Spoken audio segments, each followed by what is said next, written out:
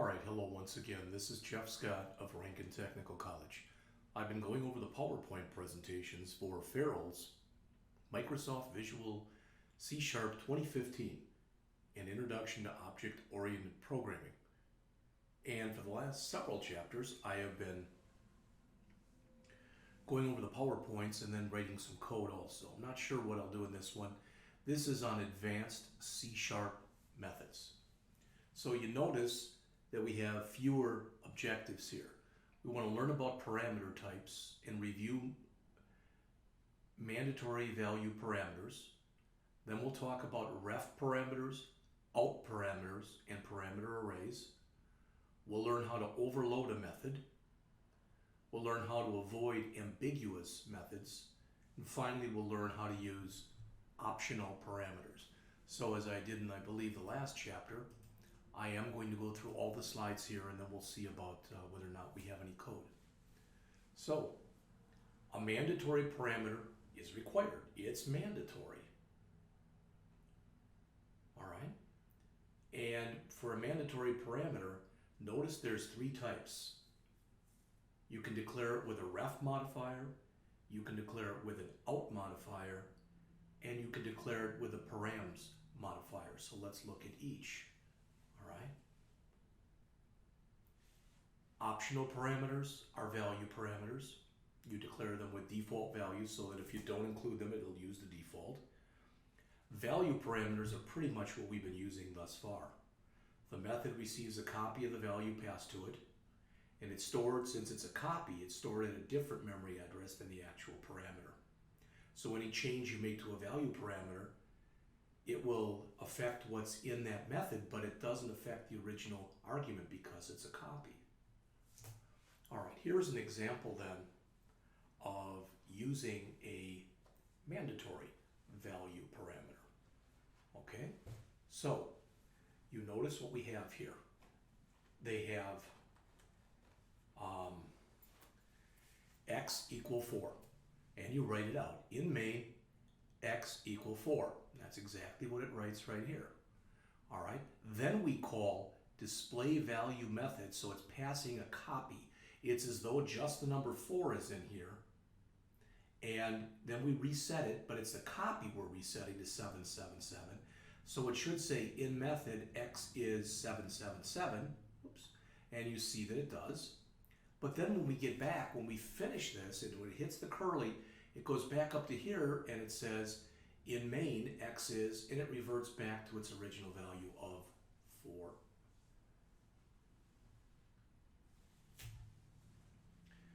And the reason that that again happened is when we use the value parameters like that, it copied the value that was in the variable.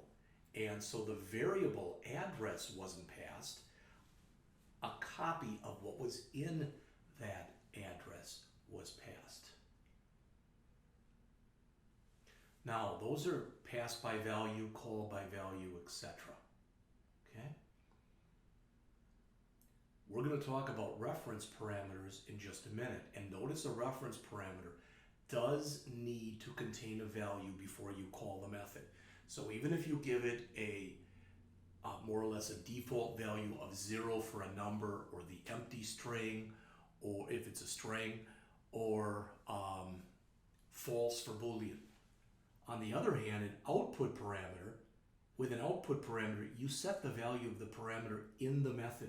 So it does not need to contain a value. It can, but it doesn't need to. Finally, parameter array arguments. Notice what it says. Arguments used in the call need not contain any original assigned values.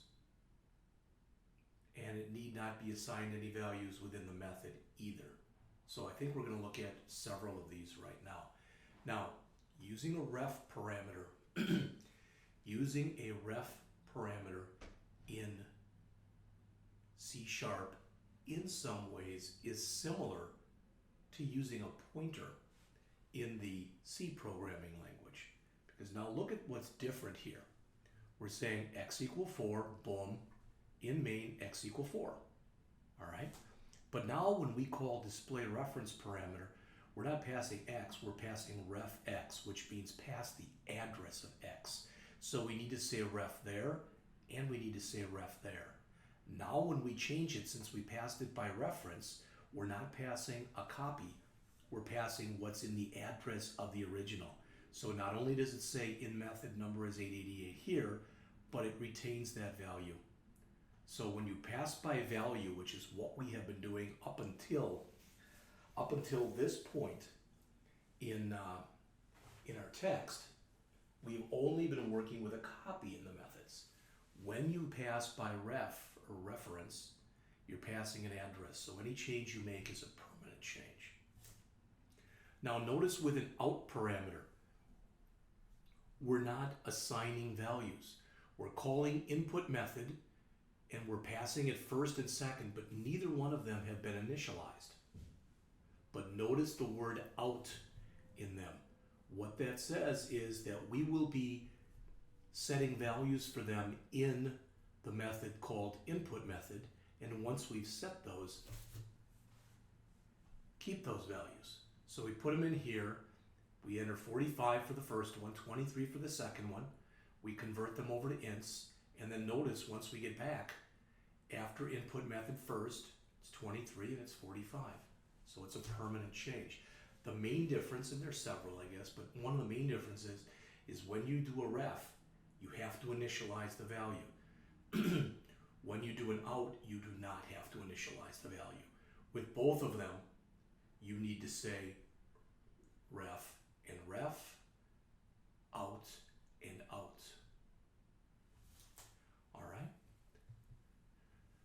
Now, we have looked at the example here because I brought up try parse much before the author is bringing it up right here. So I've already talked about the try parse method. You've seen it in several of the examples. Okay. Again, it's an alternative to combining convert and parse.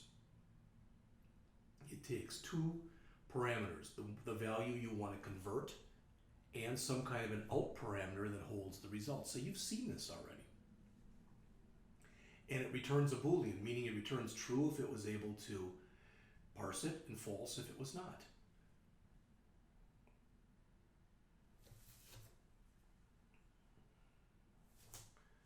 It says using a built-in method that has an out parameter.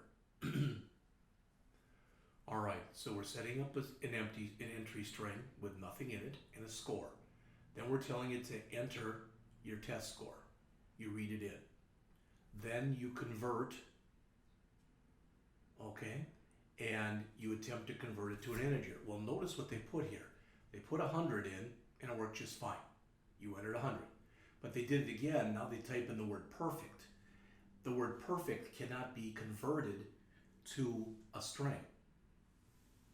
I'm sorry, from a string to an integer, so you get an error message. This is called the stack trace right here that's showing what went wrong. Here's a try parse. Again, this isn't that dissimilar from what I've been showing you. All right, a parameter array. So we've looked at ref parameters, we've looked at out parameters, and now a parameter array, sometimes called a params array. Notice a parameter array is a local array, so you define it within the method header, and you use the keyword params. Used when you don't know how many arguments might be sent to the method.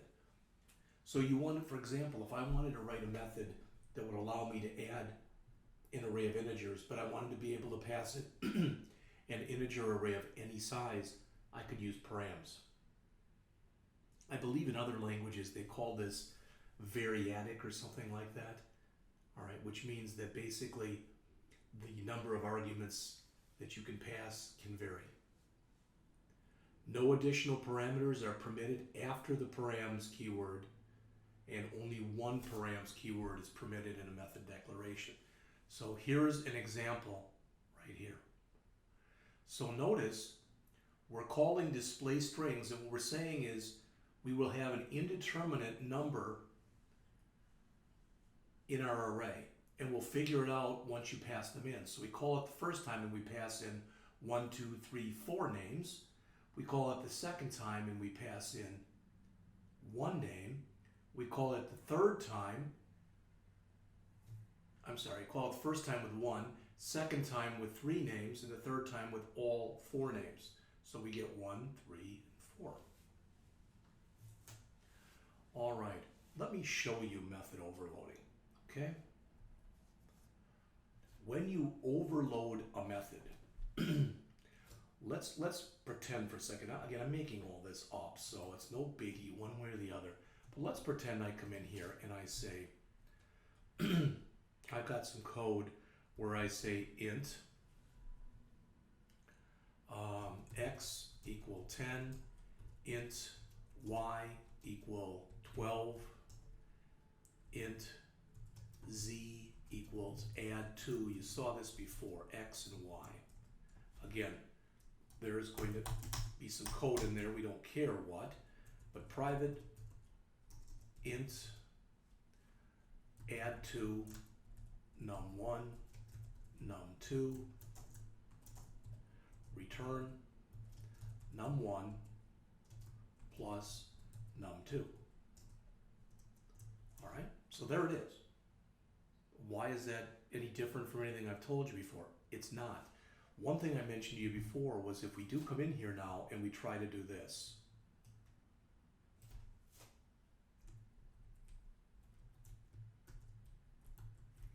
if we come in here and we try to say double, and we'll just call that A, equals 10.3 for double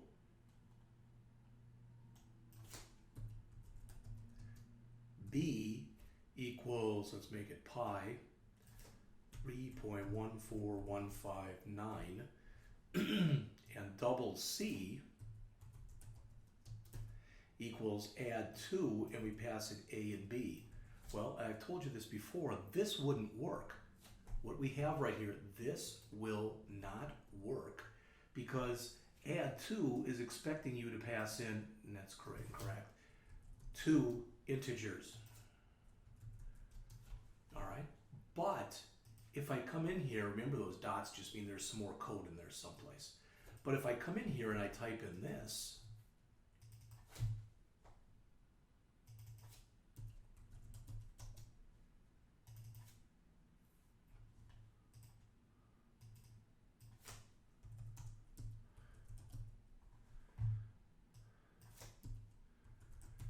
that's totally legit.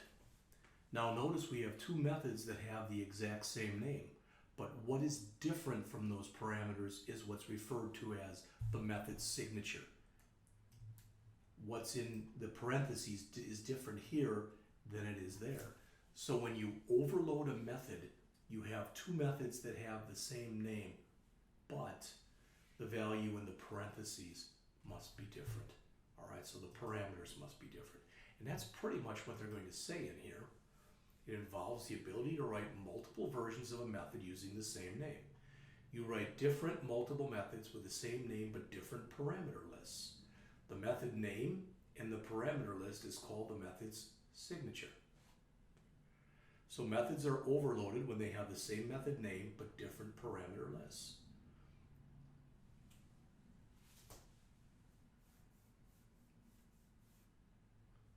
So we've got here display with border, and we're passing in string, it says, okay? String word. Then we have display with border with a number. Okay, is that big a thing? No, but what's important to realize is this line that I'm going to right here and this line are exactly the same except for what's in the parentheses, making those overloaded methods. All right, and they show examples. So, understanding overload resolution.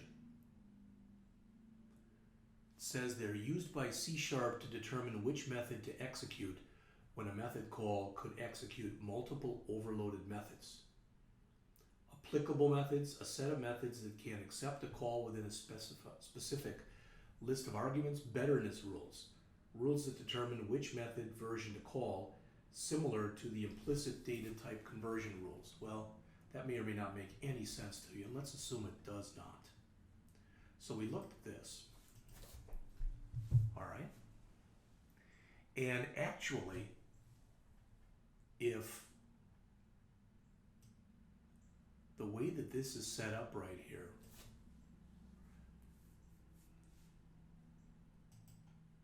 okay, when you have what they're getting to here is, in fact, let's look at their example. I think they'll probably give you a much better example than I could.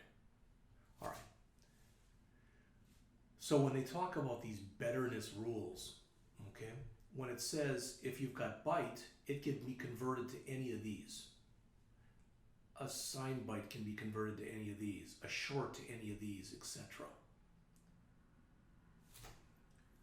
When you use the integrated development environment that Visual Studio provides for you, it'll give you information about the methods that you're using. And if it doesn't understand what you're trying to do, it'll tell you that there's nothing that matches that method signature.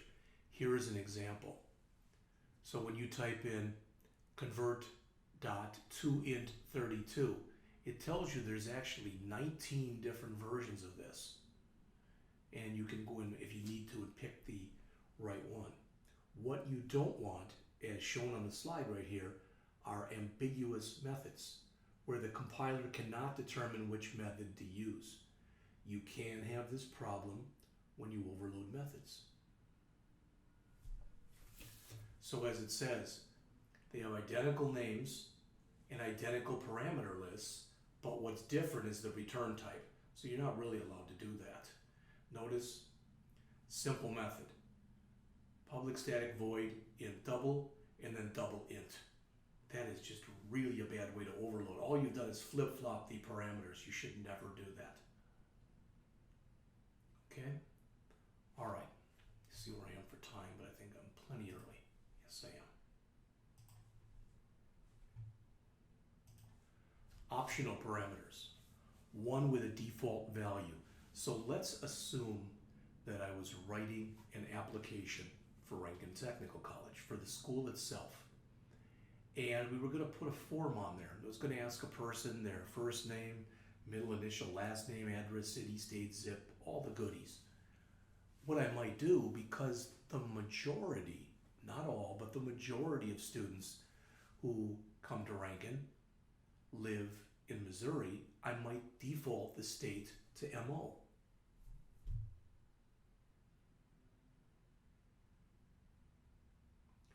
Notice what it says, only value parameters can be given default values, not ref parameters. And if you're going to use any optional parameters, default parameters, they must be at the very end. So, what do we have here? Well, what this says is, this is expecting when you call display size, you can either pass in 3 variables, one for the length, one for the width, or one for the height, or you can pass in 2 variables. If you only pass in 2, the first one's the length, the second one's the width, and the height defaults to 1. So 4 times 6 times 1 is 24. 4 times 6 times 8 is 192. And the author gives you some examples in here of what would be valid and what would not be valid when you're working with this. It's like anything else. It'll make more sense and you'll be able to probably do more with it, okay, once you've got more experience with it, all right? Leaving out unnamed arguments. When you call a method with optional parameters and you're using unnamed arguments, leave out any arguments to the right of the last one you use. So here's an example method. A is required, B is required, C and D are both optional. So if you don't pass in, if you pass in only 2 values, it'll be A and B. And C will default to 22 and D will default to 33.2. If you pass in three values, it'll be A, the char, A, the int, B, the char, and C, the int. And D will default to 33.2. If you pass in all four, there is no default. So the author again gives you more examples on here.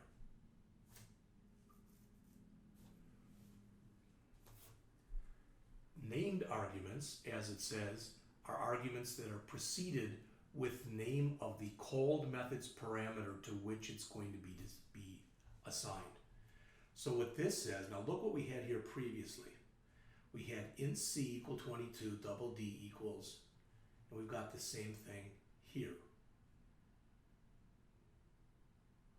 What that's saying is that we are going to take the value C and we are going to assign, the value 22 and assign it to C, the value 33.2 and assign it to D by default. This is done positionally. That's why any optional parameters must come last, because it's all done on a positional basis. So one of the biggest advantages to using these named arguments is if, let's say, 90 or more % of the time, a value or values that you put in are not going to change, then why not make them the default? Let's assume, for example, that you worked at a company, and the company had 3 departments, okay? Let's say they're an accounting firm. So they've got an accounting department, which would make sense. And let's say they've got a shipping department and a receiving department. And let's also assume they have 100 people who work there, of which 90 are accountants, 5 people work in shipping, and 5 people work in receiving. Well, I might want to default the department name to accounting because that's 90% of the people who work there. Okay. And what they're showing you here is when you use named arguments, your program becomes a little bit more self-documenting. The disadvantage, you're putting more stuff out there for the user, so that whole idea that we talked about before of implementation hiding is somewhat compromised. When you make changes to the called method, it can require changes to the calling method. And they show you that here. I don't want to get into it, especially when you're first starting. You're probably not going to use these very often anyway.